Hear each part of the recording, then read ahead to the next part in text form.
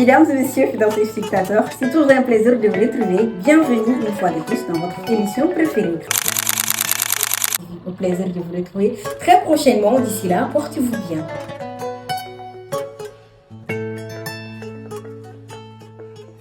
À peine mon émission terminée, une autre journée commence. Dans ce métier, il n'y a pas de répit. Les informations n'attendent pas. Je retire mon micro, je prends ma caméra et je repars sur le terrain. Aujourd'hui, une interview est prévue. Une femme a accepté de raconter son histoire. J'arrive sur les lieux, je prépare mon matériel, mais avant même de commencer, mon téléphone sonne. En me disant, Aminata, laisse tout. Il y a un grave accident, il faut aller immédiatement. Je remballe mes affaires et je repars encore une fois. Parce que l'actualité ne s'arrête jamais. Elle nous entraîne une histoire à une autre.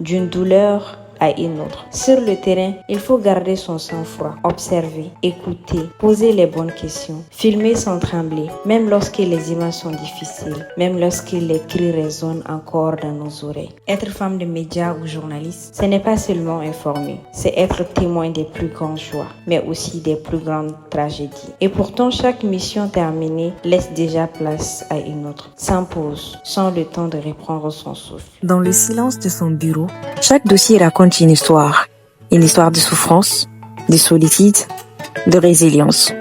Pourtant, en Afrique, la santé mentale reste l'un des sujets les plus négligés. Beaucoup souffrent en silence, beaucoup pensent qu'il faut simplement être fort, d'autres ont peur d'être jugés.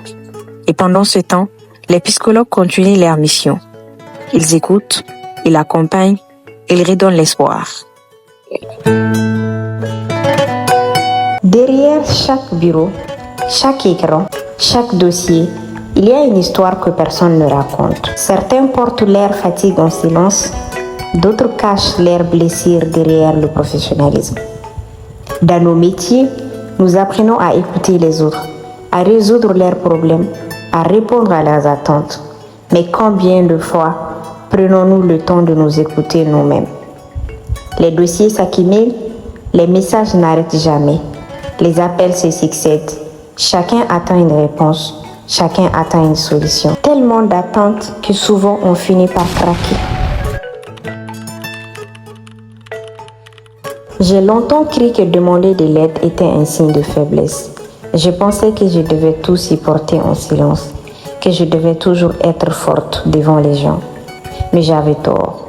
La santé mentale est tout aussi importante que la santé physique. Lorsque notre esprit souffre, notre corps finit aussi par lâcher les signaux d'alerte.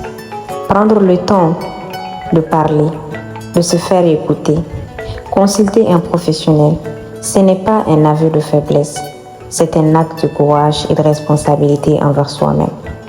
Nous prenons soin de notre corps, apprenons aussi à prendre soin de notre esprit, parce que chaque être mérite d'être écouté. Chaque femme mérite un espace où elle peut déposer ses peines sans être jugée.